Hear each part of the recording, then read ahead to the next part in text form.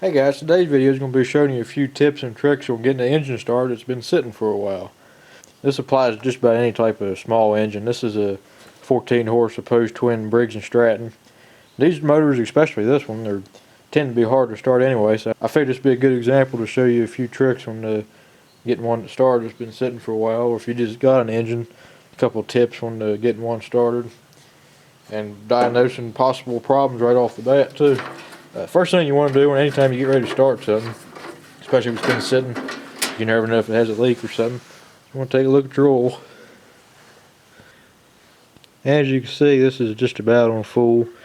Good enough. Oil's pretty clean. I just changed this oil last summer and ain't been used a whole lot. Next thing I like to do is make sure your starter's working. So we'll go ahead and get it. I don't have a battery in it right now, as you can see, but I'll hook a jump start to it here and we'll test the starter just to make sure the engine cranks over good, nothing's locked up or anything. Also, I'm not going to on this one, but if you got a motor off somebody or a new lawnmower or an old lawnmower off somebody, pull your flywheel cover off. This is your flywheel cover right here. And make sure there's no mouse nest or wasp nest or nothing underneath there, or if it's built up with grass. If you block the cooling fins, you'll burn the motor up because air can't get past the fins to cool it down. So that's always something that's I advise checking on any engine. Okay, I got my jump start hooked up on here. We're just going to crank it just for a couple seconds just to make sure the starter and everything still works. Yeah, if it does that, it's pretty much good. You've seen a little bit of smoke there. The wire's getting hot because I don't have the best connection there. Next thing I'm going to do is take the air filter out just so we can get to the carburetor here. Take the cover loose and take your filter out. This is actually a new filter. I made a video about this time last year on how to replace a filter in this type of motor. I'll put the link in at the top. Just click that and it'll take you to that video. You want to check that out. And you'll see another old start of this motor from last year I made. You pull your filter out. Good time to clean or replace it too when you're doing this if it needs it. Some of them will have this on there. And you can make sure your choke's working. You can see your choke plate's closing when I pull it out there. Move your throttle. You should be able to see the linkages moving there. Make sure that's good. I always set it about mid-throttle. That's usually a good starting place. Now in this one, these motors have a fuel pump on there. It runs off vacuum. And I have a fuel valve on it myself because I like to shut it off when it's not being used to get all the gas out of the carburetor. I'm going to leave it off for right now just to show you a good example of what an engine will do if you're not getting gas to it. First of all, obviously it's going to crank and crank and crank unless you do what I'm getting ready to show you. So, okay, you're probably thinking you just use starting fluid to help get it started. Don't use starting fluid in a small engine. It's just not good for them. And I just pour a little bit of gas in here. As you can see, this is green, bluish color because this is actually 2-cycle gas. If you've had an engine sitting for a while, it's actually good for the engine to use 2-cycle gas. Helps a little bit of oil get on the rings to help build compression. After you do that, you're pretty much ready to test start. And what this does is, first of all, make sure the engine's going to run, and it makes sure you have spark. When you pour gas in one like this, if it don't want to run, you either don't have spark or you don't have compression. It's only two things it can be. Easy way to test for spark, I got a video on that. I'll put it up here. You can watch that. Pull your spark plugs out, ground it out and crank it over and watch for spark on the plug. On this one you'd want to do that on both sides. If you got spark, you might have a stuck valve. At the moment I don't have a video on how to fix that. Basically all it is the valve is hanging open, not letting the engine build compression or let the fuel in and the exhaust out properly, so the engine can't run basically. But if you pour gas in here or carburetor cleaner, you can use carburetor cleaner. If it runs a little bit, you got spark and compression. Then if it don't keep running, you got carburetor issues, which right now you'll see it'll start up and run for just a little bit, then it's going to stop because it's just going to run on that little bit of gas I put in there. I got the fuel shut off going to it, so let's see what it does.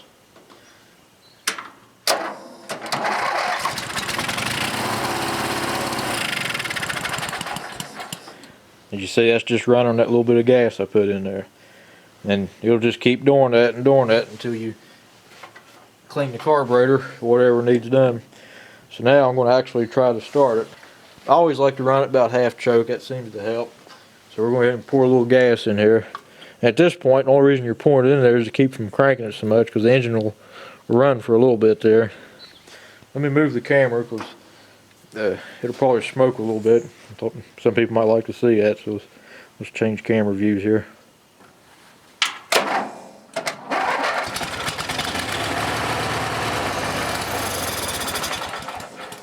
These motors are very picky when they ain't been run for a while, and when you run the gas at them. I'm gonna pour just a little bit more fuel in there. All this does is help keep from running the starter as much.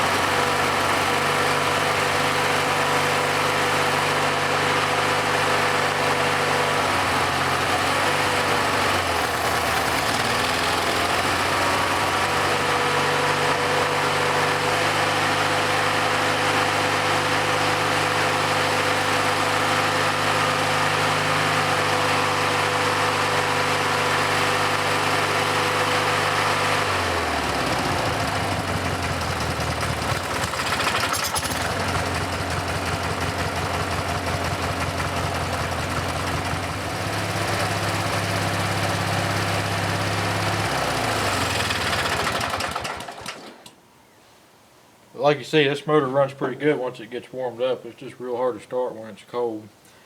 And you see it smoke a lot. It only does that when it sits for a while. Probably a little bit of valve guide wear, and probably a little bit of, and the rings are probably worn some. If you see me checking underneath the motor on both sides, you couldn't see me on this side. I was checking to make sure the air was being blown past the cooling fins, and it was, so you know it's being cool. If your motor don't start that easy like that, you probably have a carburetor issue, and it's more likely going to need cleaned or rebuilt. You always try cleaning it first, and make sure you're getting fuel to the carburetor first. It's easy to do on a gravity-fed carburetor because you just pop the fuel line loose. You'll see gas flowing out. But one of these with the fuel pump, easiest way to check it is to pop the fuel line off the carburetor, then crank the motor. There should be gas squirting out, about like that. It'll squirt out. If it's just a little trickle of gas or none at all, then you need either a new fuel pump, or you got a collapsed fuel line, or a bad fuel filter.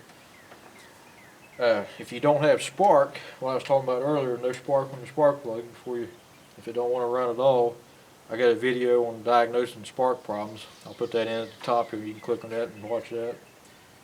And you seen a minute ago, I put in links for the cleaning the carburetor. And this one's been pretty reliable, except it's hard to start when it's been sitting for a while. And sometimes it's hard to start even when it's warm. We'll see how it does after it's been sitting here. See how it does after it's been running. Usually have to choke these.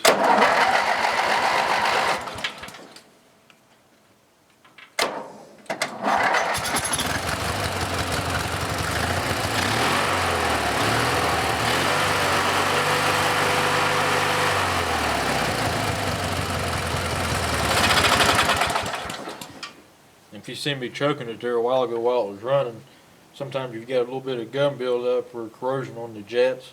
Sometimes when you choke it like that, you're getting more fuel being forced through the carburetor, and it'll kind of clean itself in a way.